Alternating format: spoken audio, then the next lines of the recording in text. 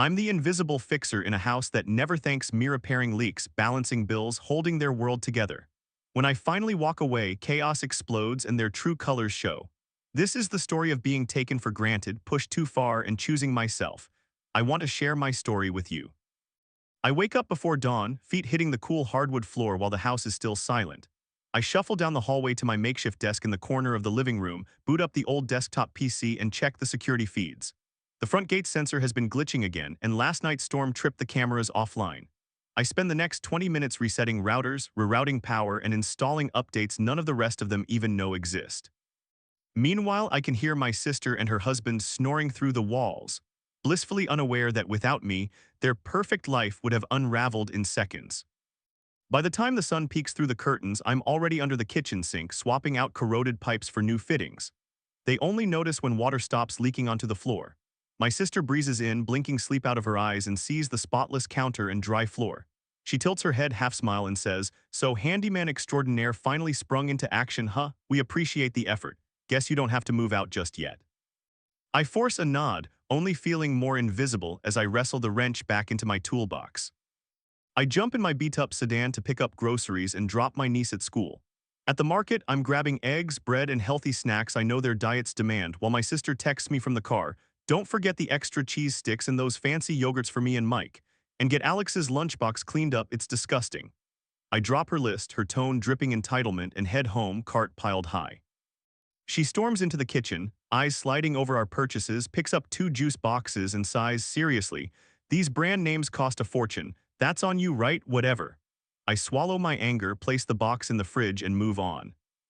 Later, I'm in the living room assembling the new stand for their overpriced flat-screen TV, fumbling with screws and brackets. Her husband plops onto the couch with a beer, watches me for a moment, and says, "You know, you really don't have to go that extra mile. It's not like we actually need top-shelf assembly." I wipe sweat from my brow, exchange a blank look, and keep tightening bolts. At the end, the TV stands sturdy and level. They flick through channels, half grinning, while I pack away tools they'll never credit me for. They're comfortable, cosseted, and smug. I'm the invisible man making it all possible. When the refrigerator door stops closing properly, I'm under it again, repositioning shelves and replacing a warped gasket. My sister drifts by, lip gloss gleaming, and smirks. "Honestly, you're here all day. Don't you ever want to get a real job, pay your own bills, live your own life?" My chest tightens. Her words slash at me, but I simply hand her the now sealed fridge door and say, "I've got responsibilities here too." She rolls her eyes and saunters away, leaving me to clean up the metal shavings. I wonder when I stopped being family and started being their personal slave. Evenings find me patching drywall scars in the hallway, rewiring the outdoor lights so they'll turn on automatically, and patching holes in the roof shingles before the next rain. My sister and her husband collapse into bed around 10, exhausted from their high-stress desk jobs, oblivious that all the creature comforts keeping them comfortable are thanks to my sweat. They mumble a sarcastic goodnight as I carry my toolbox back into the garage. I lock the door behind me and stand in the hush. The empty house feels heavy without my hands fixing it up. Late at night, I scroll through Reddit threads, seeking an escape in other people's dramas, posting bits of my own life like a confession. I type, "Today I replaced 2 leaky pipes, reassembled a bookshelf that collapsed under its own weight, and balanced the family budget to cover their overspending." They call me a burden. No one notices what I do until it stops working. I stare at that post and wonder if anyone out there truly understands what it feels like to be the invisible linchpin. I shut the laptop and gaze at my reflection in the dark window pane, asking myself how much longer I can bear being the only reason this fragile house doesn't crumble around them. I walk into the living room to find my sister fluttering over a glossy brochure, the pages bent with excitement. Mike's on his laptop, fingers flying as he runs the numbers for flights, hotels, and rental cars. They're planning a Mediterranean cruise, 5-star everything, private shore excursions, spa packages, the kind of trip that would bankrupt most families. My heart sinks before I even sit down. I clear my throat and say, "Guys, have we actually balanced the budget?" Looks like there's a several $1,000 gap. My sister glances up, her perfectly arched eyebrows arching higher. She waves a manicured hand, the brochure threatening to slip. "Oh, John, don't be such a stickler. We'll figure it out. You always do, right?" Mike looks up from his screen and smirks. "Yeah, bro, just cover the difference. It's no big deal. You've always got the savings to handle a little family fun." I lean back, folding my arms. I've crunched their numbers 3 times this week. Car insurance is overdue, the furnace still needs servicing, and Alex's tuition payment is next month. But they're so caught up in imagining themselves sipping champagne on the deck that they refuse to acknowledge reality. You know what? I say, voice tight. I've got my own rent, my own student loans, and my own bills. I can't just drop another 2 grand on something you two decided you deserve. My sister's face goes red like I've just insulted a royal decree. She snaps the brochure closed and points a perfect nail at me. You know how ungrateful you sound. We've been so good to you, food, a place to stay, you get to mooch off us. Mike rises from the couch and towers over me, leaning his laptop on the coffee table. Yeah, man, you're basically living here rent-free. You fix everything, sure, but you're cutting into our fun with your whining. I grit my teeth, the old familiar ache in my chest. I remind them that my contributions aren't charity, they're the backbone of their lifestyle. No internet fixer, no gym membership that lets them check in on LinkedIn. No midnight runs for emergency takeout when they forgot to plan dinner. No budget resets when they blow their credit cards on luxury purchases. I open my mouth to point that out, but they're already kicking me down again. My sister huffs and crosses her arms. Let us be honest, John, you're not exactly swimming in cash. You barely scrape by on that freelance gig of yours. Guess you're thinking about moving out now that you don't have a family to mooch off of. Mike laughs, slapping his laptop closed. Seriously, you're just a burden to this family anyway. Those words land like a punch to the gut. A burden. The invisible weight I've carried to keep their lives afloat, plumbing, wiring, parenting advice, emotional triage, reduced to a single insult. My palms go clammy. My heart thumps so loud I'm sure they can hear it. They lean in, grinning triumphantly, waiting for my reaction like it's the climax of some warped spectator sport. I swallow hard, taste acid in the back of my throat, but I don't rise to their bait. Instead, I stand up slowly, study their triumphant faces for a moment, then turn and walk out of the room. My pulse is racing, my head spinning with the weight of that final barbed line. Their laughter fades behind me, but the echo of burden reverberates in my skull. I've kept them from collapsing into chaos for years, but in one sentence, they stripped me of every ounce of dignity they never once acknowledged. I lie in bed that night staring at the ceiling, the word burden looping through my mind like a scratched record. The moonlight slants through the blinds, painting harsh lines across the walls. My heart still pounds from their taunts. I listen to the muffled hum of the HVAC and the occasional creak of floorboards as my sister and her husband tumble into some oblivious slumber, probably dreaming of crystal-clear waters and gourmet buffets they think they can afford. I roll onto my side, slip out from under the covers, and pad across the hardwood to my room. My hands tremble, but I can't ignore the urge to move, to do something, anything, to reclaim the respect I've never had. I clear a space on the bed and start gathering what matters most.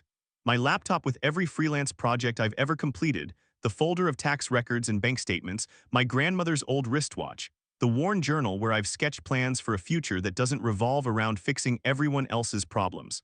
I fold up the few shirts I can't bear to leave behind and tuck them into my duffel. My toolkit, my constant companion when I'm the family's unofficial repair guy, stays behind. It's fitting my absence will reveal how much they relied on those very tools. A knot coils in my stomach, equal parts dread and relief as I zip the bag shut. In the living room, I pull up the family account on my phone and transfer my share of the mortgage and utilities back into my savings. I pause over the final confirmation. There's a little more than I plan to keep in reserve, but a small rebellion feels necessary.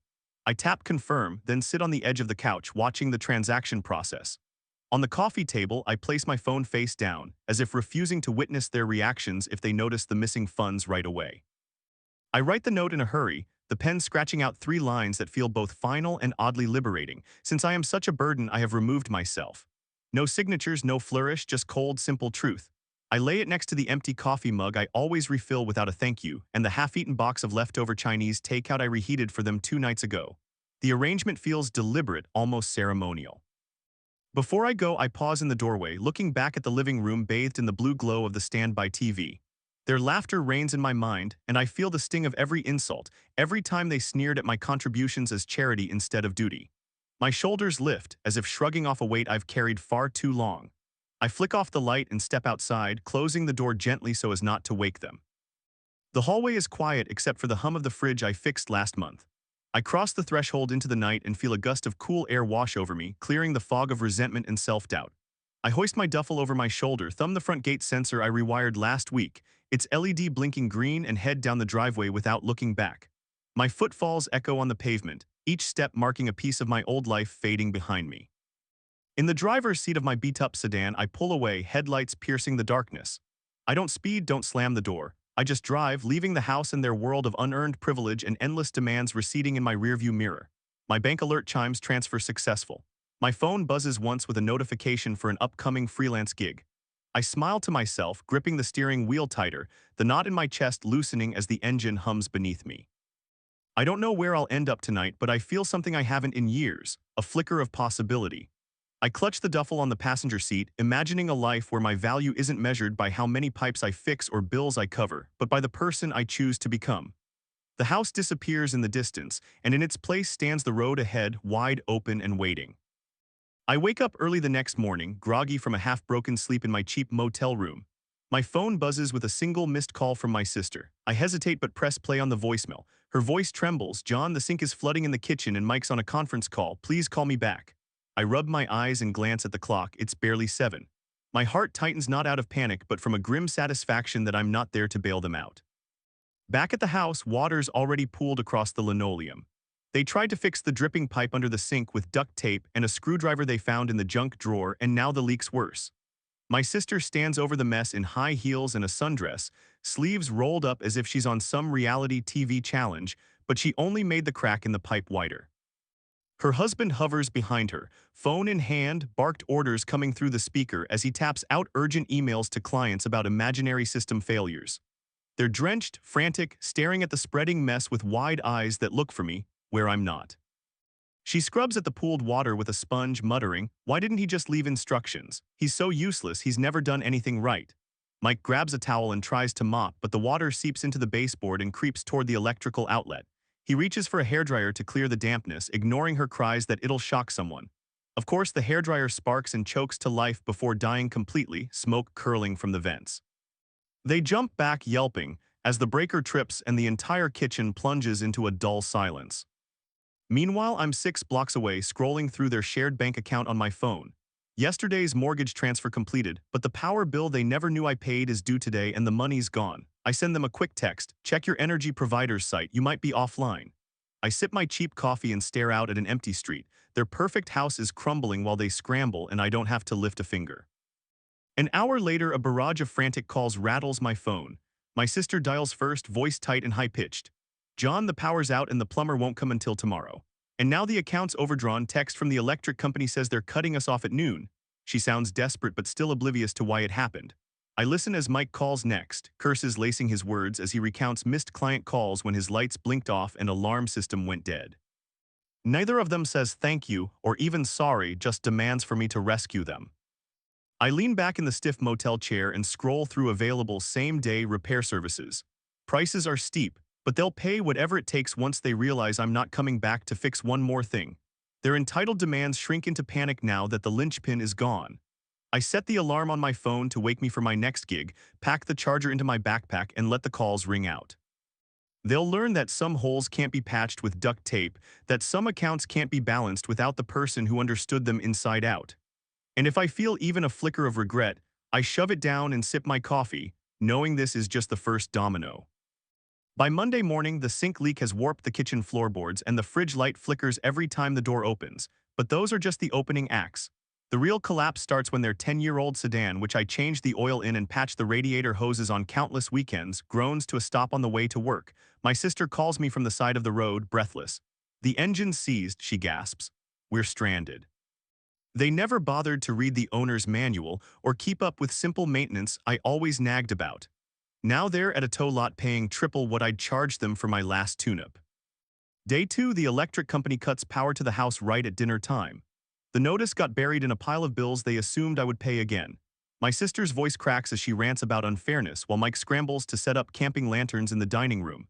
Candlelight doesn't soften the tension, it only illuminates their howls of frustration. They can't charge their phones, can't stream their shows, can't keep Alex's laptop charged for homework. They blame the companies, the government, even each other, but never me. By Wednesday, the waters turned cold. The shutoff valve under the sink, rusted from my years of preventative WD-40 and grease, finally gave out.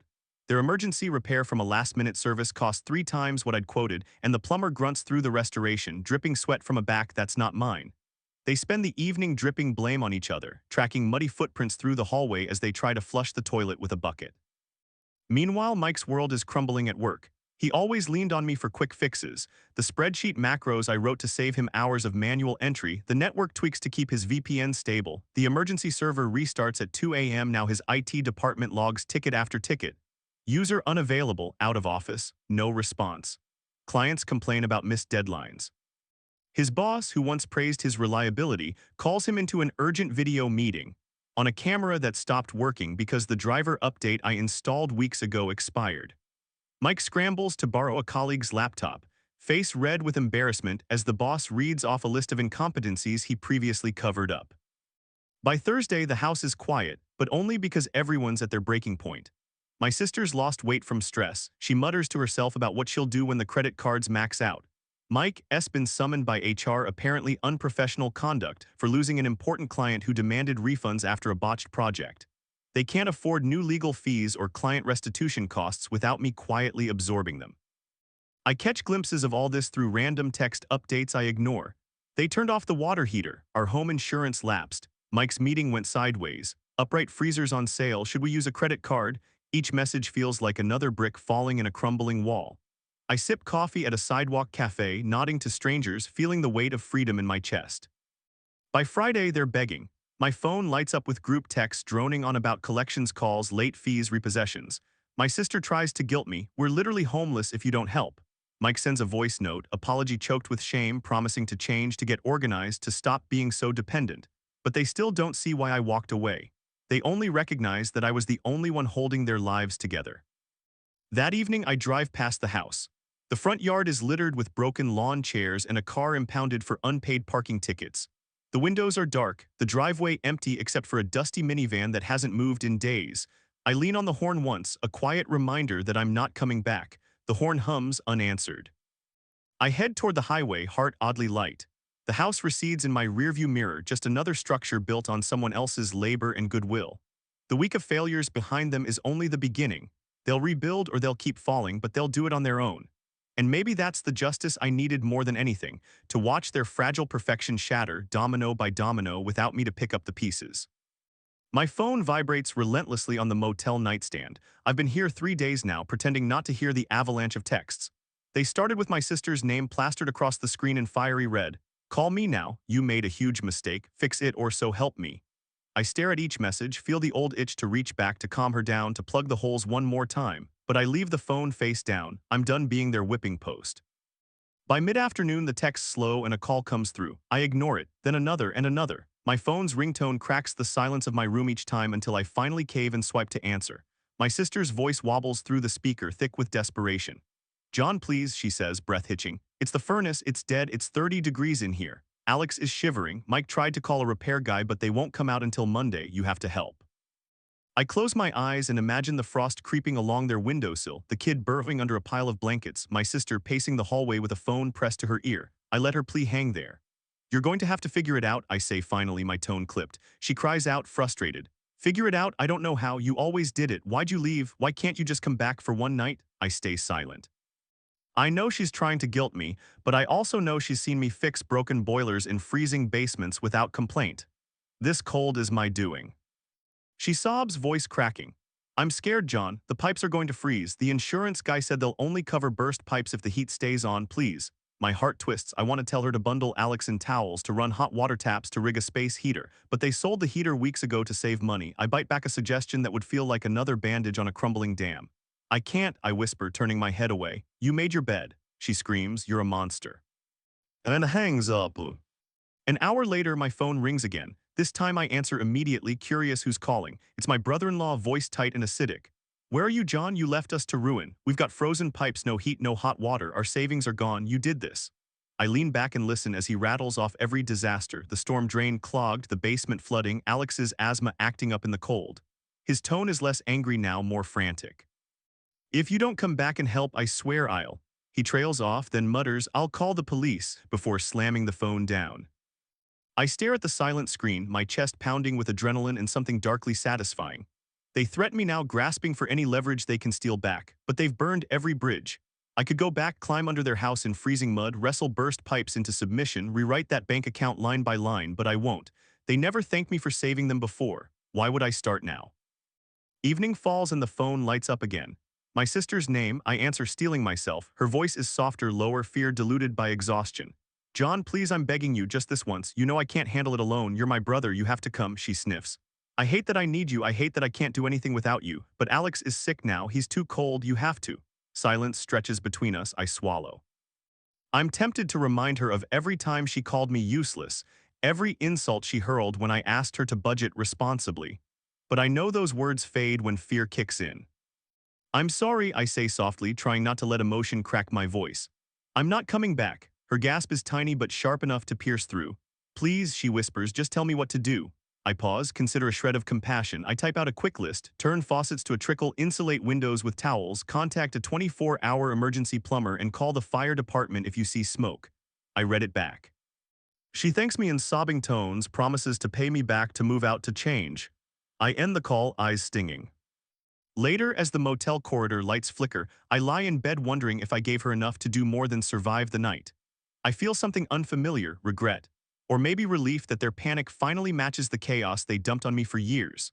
I silence my phone and stare at the ceiling, knowing the next day will bring a fresh wave of calls, each one peeling back another layer of their fragile world. They'll beg, plead, threaten, but I won't answer. Not until they learn that some dominoes can't be propped back up once they fall. I wake to my phone buzzing again, the screen lighting up with my sister's name.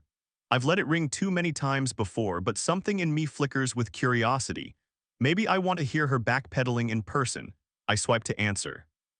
John, her voice is cautious, coated with an awkward politeness that immediately sets my teeth on edge. She clears her throat.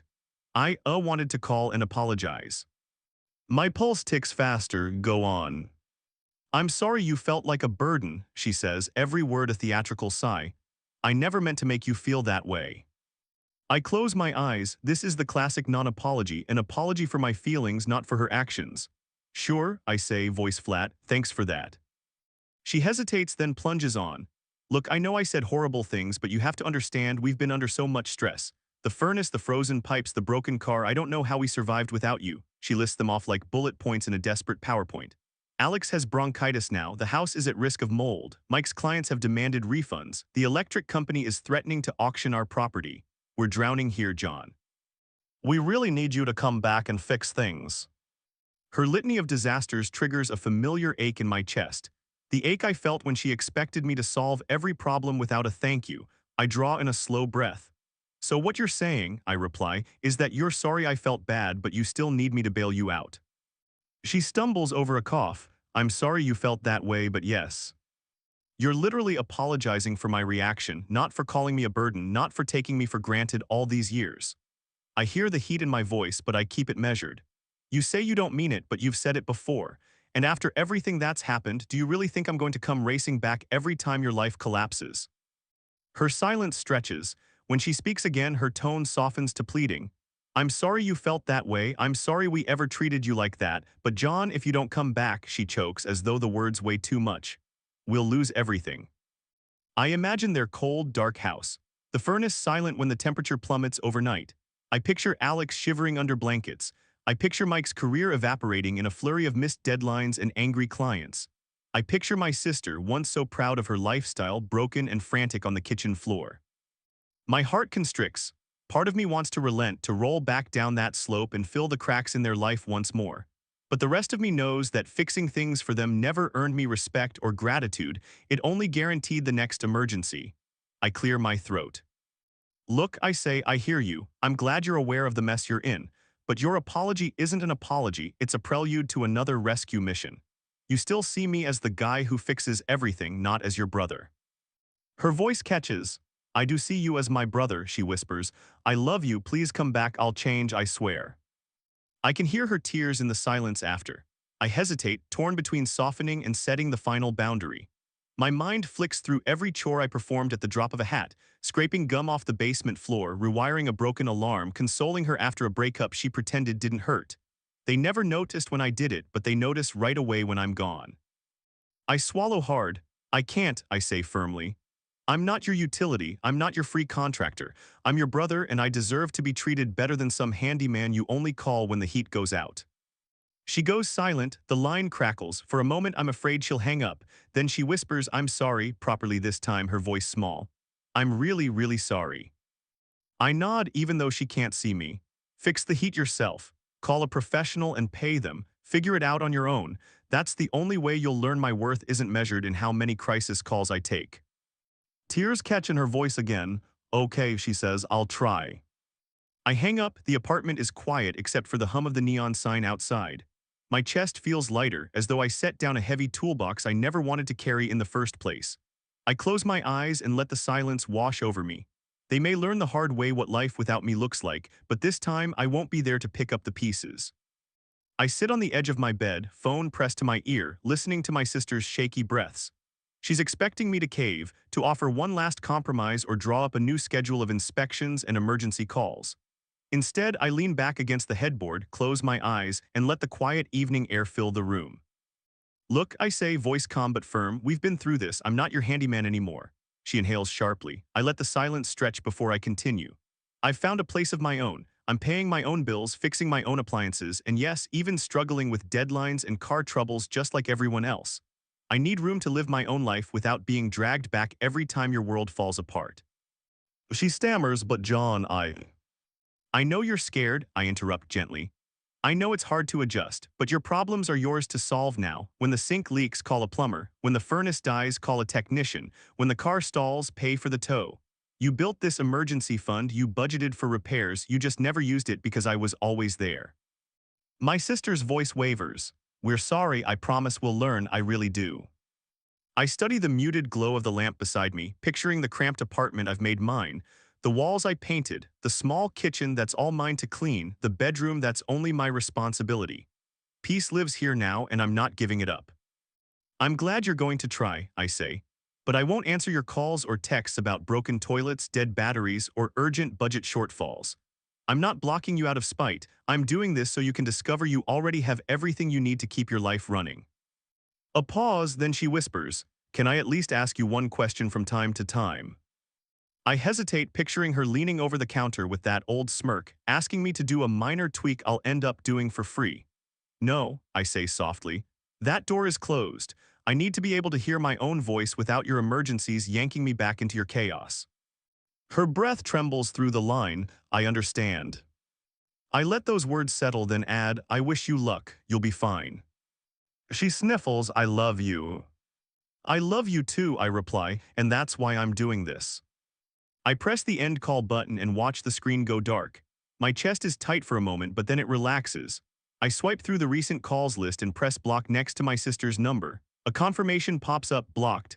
Then I block Mike's number too so he can't slip in with guilt trips or angry threats. Each tap severs another tether. I set the phone aside, gaze around my apartment. The kitchenette is tidy, the couch unoccupied by tools or parts, the bathroom uncluttered by half-used caulk tubes. For the first time in years, this space isn't a staging ground for other people's crises. It's just mine. I slide under the blankets, ear against the pillow. Outside, the city hums in the distance, traffic lights blinking, distant sirens, neighbors chatting in hallways. Inside, I'm enveloped in silence so sweet it tastes like freedom. My phone stays face down on the nightstand, screen dark and silent. No urgent pings, no frantic pleas, just the soft, steady rhythm of my breathing. I close my eyes and drift towards sleep, knowing tomorrow I'll stand up on my own 2 feet, handle my own leaks, and pay my own bills. The burden has found his own place, and with it, a life unburdened.